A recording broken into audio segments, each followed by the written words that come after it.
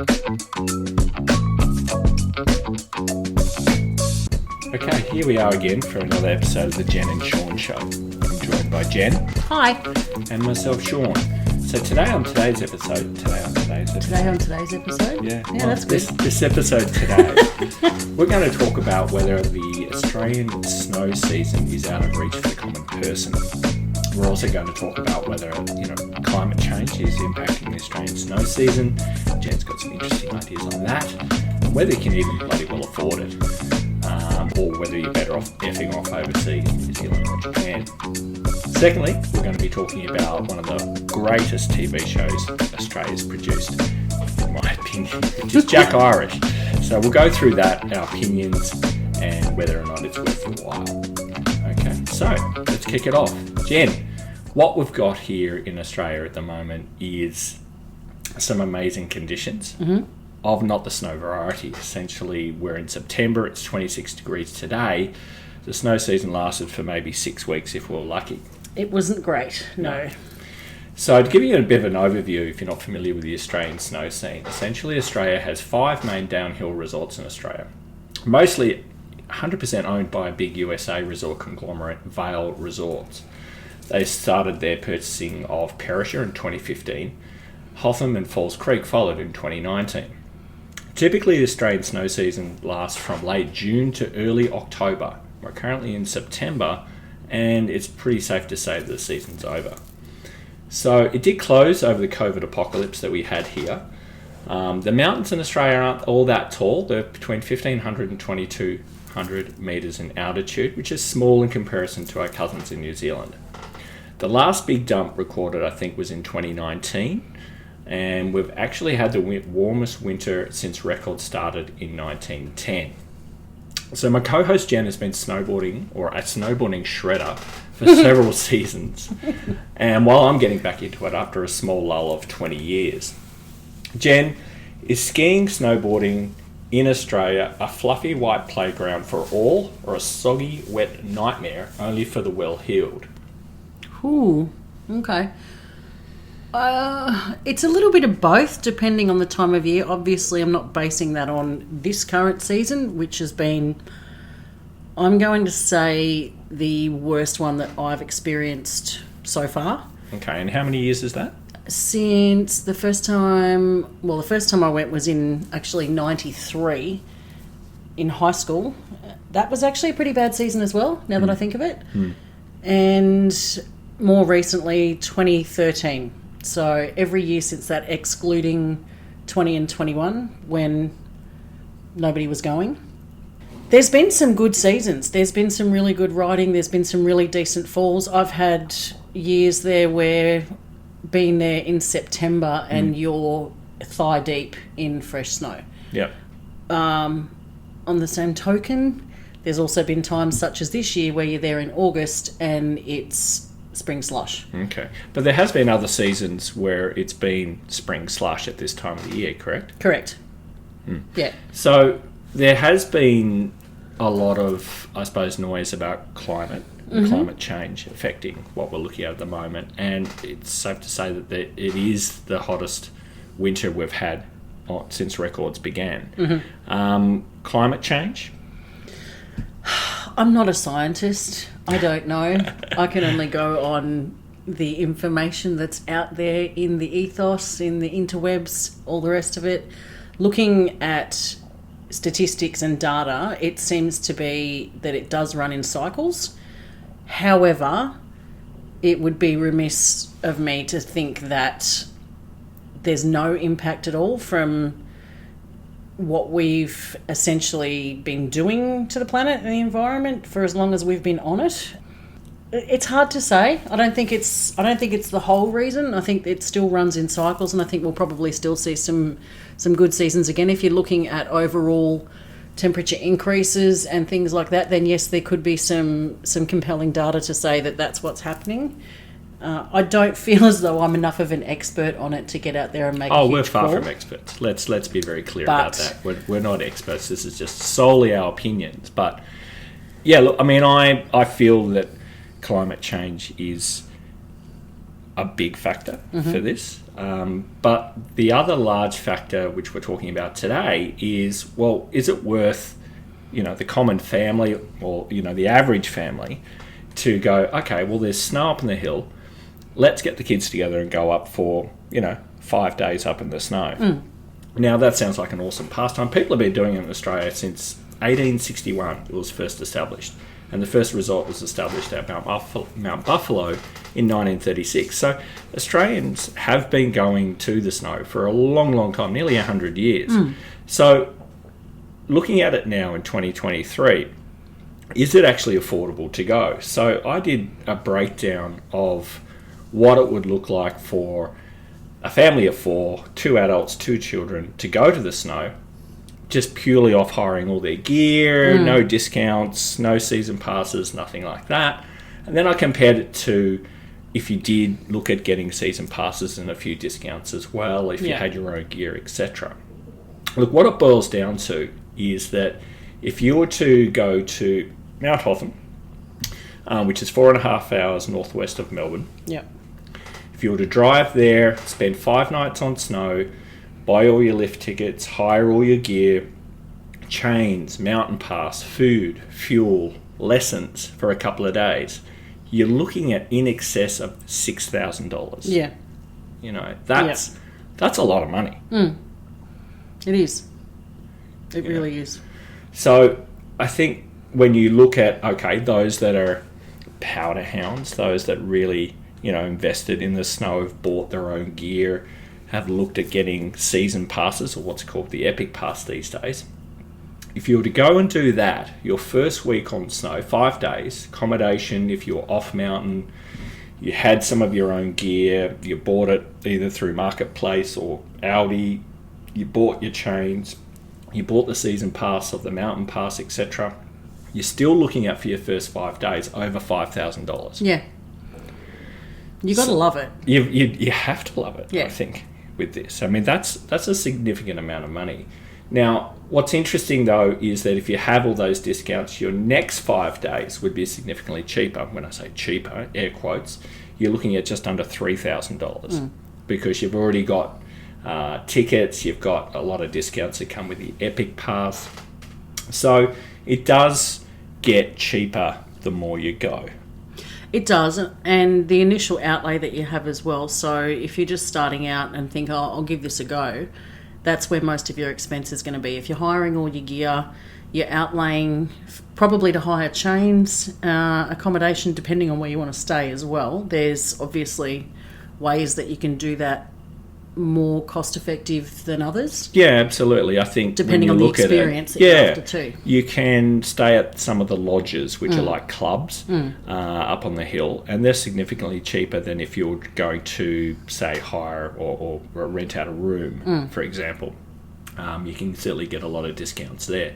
We spent 5 days up a mountain, and we actually, while we travelled up and down the mountain, we stayed at the bottom of the hill, which halved our accommodation costs. We ate meals in the place that we stayed, but we also had a meal at the pub and a pizza place up on the hill. Look, we had the opportunity to crash with a friend on mountain, I think the week or two prior to that. So we stayed on their couch, essentially. Yeah. And that was great. That was fine for 2 days. We took on our own meals. It was very, very cheap. But we were staying on someone's couch. Yeah, correct. And we'd still had the outlay for the vehicle access pass, because it doesn't really matter where you go, whether you're talking Victorian resorts, New South Wales resorts, it's within a national park. They're going to charge you to take your car in there. So you've got to cover that. There is the option to do day by day, but when you factor in how many times you're going to go, anything over about a week of doing that becomes cheaper to buy the season pass or the winter pass. And then you've got lift tickets and all that sort of stuff, which again, if you're doing, I think was it 5 days for the Epic Pass pays for itself? Yeah, absolutely. So the Epic Pass is a season pass that covers multiple resorts. It also brings a lot of discounts and also half-price tickets for several days for kids or even adults, which gets you cheaper. And I factored that into my analysis, and that's where it starts getting a bit cheaper. But even when I added it all up, it still was over $5,000. Yeah. If you're crashing on someone's couch, yes, that's going to be a lot cheaper, but you're still looking at a lot of other overheads as well, particularly if you don't have your own gear and if you're looking for lessons. So, look, at the end of the day, how would you sum it up, Jen? Would you feel that, okay, climate change aside, let's say that the snow seasons were going to go in cycles and there's going to be another one next year, would you go again? Yeah, I would. Yeah. Okay, but would you recommend it to the average family as a holiday destination? It depends on what they're after. It depends, and I mean, it's the same thing in reverse. You might have people that want to go to Bali every year. That's a really interesting point. I mean, I've never been to Bali. I've never been to Bali either. But I hear it's pretty cheap. I have no desire to go to Bali because I'm not a fan of heat and humidity. Yeah, that's understand. You melt into a puddle. Yeah, I would. And I'm one of these weird people that loves being cold all the time. So for me, I would much prefer an alpine snow holiday than jumping on a plane to go to Bali. But when you actually break the cost down, it's probably a hell of a lot cheaper. Yeah. To get on a plane and go to Bali for 10 days than it is to go to the snow. I guess it just depends on what you're after. Personally, if I had to recommend it to someone, I would say, yeah, sure. But that's my bias in going, this is what I like to do. Personal preference obviously comes into it, and the capacity to do that. I think the kids that we took to the snow got a lot out of it. Yeah. They had a lot of fun, hadn't done it before, so it was certainly a big novelty factor was there. And we had the, I suppose, funds because we'd saved for it and we'd planned fairly strategically, I guess, in order to get us there for that amount of time. My summary is it, is it too far out for the common family? Absolutely. I think it's way too expensive. Yeah. When you compare what you can do, Bali, good example. But let's say you were into the snow. Look, I mean, what you could do, you could go to New Zealand. You could go over there where the lift tickets, from what I saw, were about half of the cost of Australia. Yes, you've got to factor in flights. Yes, you've got to factor in gear. But they don't have the mountain passes, the national park fees, what they have here. Look, I mean, if you went to Japan, the lift tickets again are under $100 per day. It's so much more cost effective to do it in Japan when you're buying your tickets. Well, the Epic gives you, I think it was 5 days in Hakuba, and they added in Risatsu. So to do an extra day there was the equivalent of about $60 for a lift ticket for 1 day. Okay, so what you're saying is that the season pass or the Epic pass here in Australia, if you buy that, that also gets you access to overseas resorts as well. Yeah, like which is Japan. Their big selling point. So you've got resorts in the States, all of the Vail-owned stuff. They've included Whistler in that. You've now got, the two in Japan, so Hakuba and Risatsu. There's a whole bunch of other ones in there as well. They do have blackout dates, obviously, for your Vail resorts, the Colorado ones and things like that. So Christmas is a blackout date. It doesn't apply for that.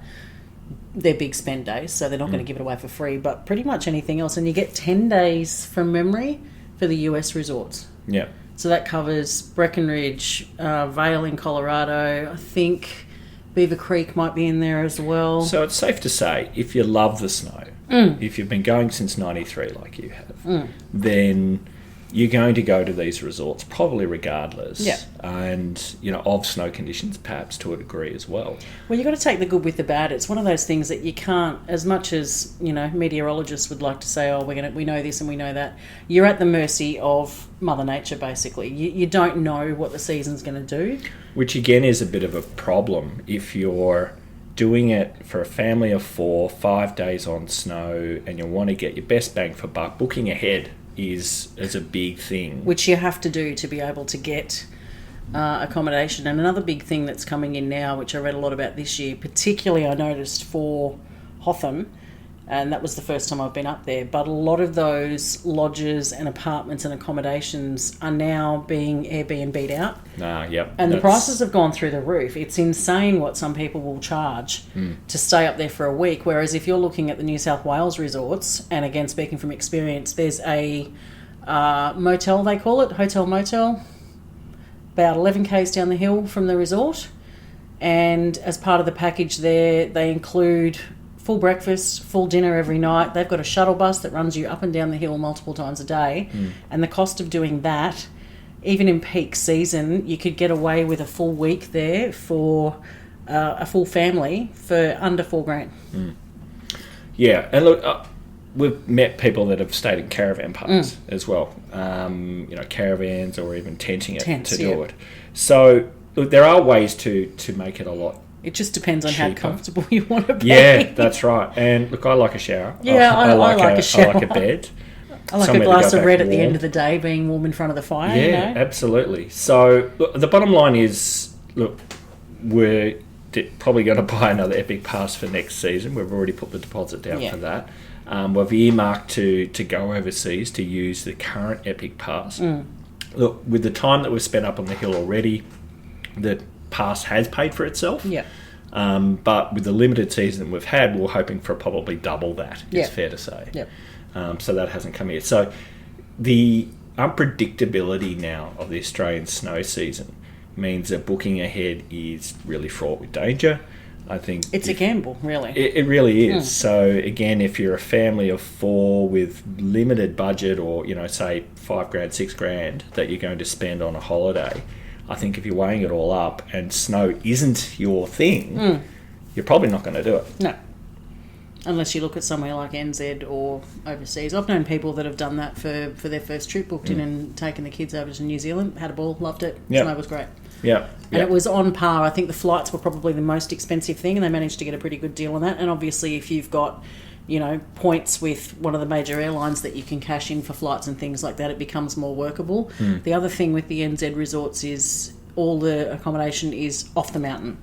So you're not dealing with exorbitant on snow pricing. Everything's off, and they shuttle up and back every day. Yeah. Yep. Okay. Yep. Cool. So look, bottom line, climate change having an effect. We probably sit on different sides of the fence about how much of an effect, but it is happening. In terms of affordability, I think if you're a powder hound, then there are ways that you're going to get onto snow slightly cheaper than if you just go as a one-off. I've known people that park their cars up there and will sleep in their car. Yeah, for weeks on end, and have I think showers if you're looking in at it as an individual, building, and I think if you're an individual, you could couch surf, you could stay in your car, you could make it depends as on cheap how as hardcore possible. you want to get. There's ways around it, but again, if you're talking, average person and families particularly, obviously Correct. you're not going to be doing that when you've got kids with you. No, and you do want to be comfortable. Yep. So look, at the end of the day, I think the Australian snow scene is too expensive. I think if you're going up for a day, it's a novelty. But it's definitely increased in the last 10 years significantly, even down to the cost of the National Parks Pass, like your entry pass to get in. I was astounded at the cost of the one for Hotham this year, having previously bought one that covered New South Wales parks. Well, that alone was nearly $500. It was over $500. $500. Yeah. Whereas if you did it for 5 days, it would cost you $225. Yeah. So, and if you're doing a comparison from New South Wales, the Kosciuszko pass that you can get through there, they'll actually do a 3-year pass. I think the last time I got one of those was $180 for 3 years. So, and I get you've got to look after the environment, the roads, and all the infrastructure up there, but it's a lot of money. It is. I did see something today though that they're looking at can't remember the word they used on the email, but basically they want to consolidate all the Victorian resorts into one access pass. So they're looking at the possibility of basically you buy one pass and that will get you into all of the 6 resorts, which is a much better option. And if you were looking at that and they were charging $600, you'd think, okay, yeah, maybe, because then you can do Falls, you can do Buffalo, you can do Bawbor, wherever you want to go. You don't have to actually get a separate pass every time, whereas at the moment, if we wanted to do Falls, that's another entry pass up there, which then becomes like... So it feels like it's got a ways to go, even though the US owners have bought these places prior to COVID. Yeah, but it doesn't seem like they've put a lot of money into it. They're not themselves. buying it to lose money, though. No, they're not. The passes keep going up every year. Like on average, I'd say $50 a year. The Epic Pass has increased since they took over. So just for shits and giggles, the Epic Pass cost us $850 a pop, or thereabouts. Look, you can break it all down. It's all Well, it's up gone there. up $100 then, because the latest one's going to be $9.49. Yeah, there you go. Yeah. So it's not getting cheaper. So that whole, how much time you need to spend on the snow to get your money back is getting longer. Yep. But the seasons are getting shorter. And they're getting busier. Yeah, more people are going. I don't know how they're affording it. Although I did notice again at Hotham, crowds were, and I don't know whether it was because it wasn't a great season or not, but crowds there much easier to deal with than Perisher crowds. All right. Well, that's probably another one for another segment to do a resort by resort comparison. But at the end of the day, I think we've touched on a few things here. I think we can both agree that if you're just a one-off family going for 5 days, it's not affordable. You'd have to really consider whether you were going to do that or, what else you wanted to do. Yep. Excellent. All right. Cool. Moving on to our next segment, we're just going to look at what we've been watching. And what we have been watching is an awesome show, or series of movies, actually, and then a TV series called Jack Irish. Now, Guy Pearce. Guy Pearce, that's right. So, as a bit of a summary, Jack Irish is filmed in and around Melbourne. That's why we're doing a bit of a review. Specifically around the suburb of Fitzroy, which is inner city Melbourne. Jack Irish released 3 movies, Bad Debts, Black Tide, Dead Point, via the ABC in 2012 to 2014. Then there was a 3-season TV show from 2016 to 2021. It does star Guy Pearce, Geelong's boy, who's super famous, as you can know, imagine. It also stars Marta Dusseldorp, Aaron Peterson, Roy Billings, and Shane Jacobson, Kenny himself, as well as cameos from every essentially semi-famous Australian actor that we have. They did very well. It does. So Guy Pearce stars as essentially the once bright barrister who, through a tragic event which you see in the first episode, Guy Pearce stars as the once bright barrister who, through a tragic event you see in the first episode, falls out of the fast lane of high-profile defence lawyer and into the grungy laneways of private investigator and debt collecting and sometime cabinet maker. Now, it's an Aussie black humour crime-solving show. Look, I'm going to say that we sort of fell into it, but before I bang on about it, Jen, was this an enjoyable pint of your favourite frothy at your local, or a visit from your old neighbour who didn't really care for, and it's a bit on the nose? What do you think? What a great analogy. Did you come up with that all by yourself? I made it up all myself. Okay, it was, I would have to say, an enjoyable pint of my favourite frothy at my local.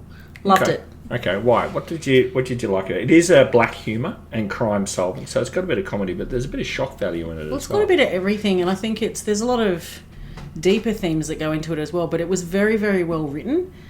The storylines are, I don't know what the word is to use there, but they're really good. They draw you in, and there's so many different things going on at the one time, and so many twists and turns that you don't see coming. The acting was great. It was. And the stories evolve. Yeah. They've all got story arcs and their own. The first 3 movies all have their own sort of plot. But then when it goes into the TV series, each season has its own sort of arc. But it still all ties back to everything that's come before. It does, yeah. And it's very easy to follow. It's one of those shows, I think we started binge watching a bit of that at one stage. It was just we kept watching it one after the other. It's very, very, it just draws you in. Yeah, no, I really liked it. Yeah, well, I mean, it's filmed all around Melbourne. There's anyone that's been in Melbourne itself will recognise some of the places that they film in. They get out and around in some of the surrounding suburbs as well. You see street art, you see the Carlton Gardens, you even see the Werribee racetrack, which gets a bit of a nod, which is great out here in the west. Look, Guy Pearce is a Geelong lad, which is 1 hour west of Melbourne. He was the star of Neighbours, and also the fab Aussie film Priscilla, Queen of the Desert. And he did a bit of all right in Hollywood. Yeah, so, Memento, Iron Man 3. A little bit of all right. So, he's not short of a coin. So, he doesn't actually have to do Australian TV, does he? No. But, thank God he actually did. So, he actually came back and did the 3 movies and then the TV series, which is on ABC iView. But you can also see the series on Netflix. So, what I loved about it was the fact that Guy Pearce, he's at his acting best. He's not overdoing the role. No. But it's Had he got... done Iron Man and whatnot by then? I think Or was this before that? I don't know. I'll have to check. I mean, considering the arc of the series, movies went from 2012, and then the final TV series finished in 2021.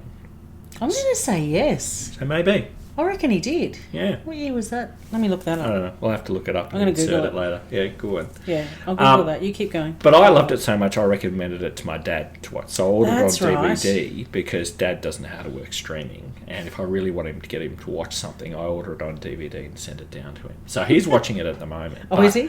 What I really liked is the fact that it did tie together. You could really invest in Guy Pearce's character, but also some of his associates, let's say.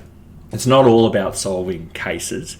There's sidelines where it delves into the Melbourne horse racing fraternity, which I have absolutely zero interest in, but they made it actually quite interesting. It interesting. Yeah, because of the characters that were there. Was he in Iron Man 2? No, Iron Man 3. 3. Okay, keep scrolling. You keep going. So ultimately, you can find these series out there on Netflix, ABC, iView, as I said. We'll also put a link in our show notes for it as well. But we highly recommend that you do yourself a favour and check out Jack Irish. 2013 was Iron Man 3, so yes, Whoa, this was... right at the end there. Yeah. Well done, Jen. So just as he finished off that first movie. Yeah. Okay. That's pretty cool. Yeah. I have a new respect for him. Yeah, so I really enjoyed that. Yeah. So we're also watching more TV, as you can imagine, but we've also been out and about doing some more things. What we're going to be reporting on our next podcast is going to be looking at the industry of sip and paint. Paint and sip. Paint and sip. Right, what's that, Jen? So they have them everywhere, and basically you go along and they have their studios set up with their canvases, and they get people to come in. Art studios, yeah. And you come in and they have an art teacher person there, painter, artist. Uh-huh. Don't know what the correct terminology They for have that a bar is. though, right? They do have a bar. Woohoo. And you basically sit there and they have a print or a painting up the front that they say, right, we're going to paint this tonight. They show you how to do it. The one that we did recently, they actually stenciled in the outline, which was amazing. That was so helpful. And you can enjoy a glass of your favourite vino while you get your art on and get a bit creative. Sounds excellent. So on our next podcast, we'll cover that. Is it worth your time to go out and see these? Are they all created equal? We've gone through a couple of them and we're going to do another one again soon. But we hope you're enjoying the podcast so far. Give us a like, give us a follow, give us a subscribe if you like, or even a shout out on Twitter. Really appreciate your patronage.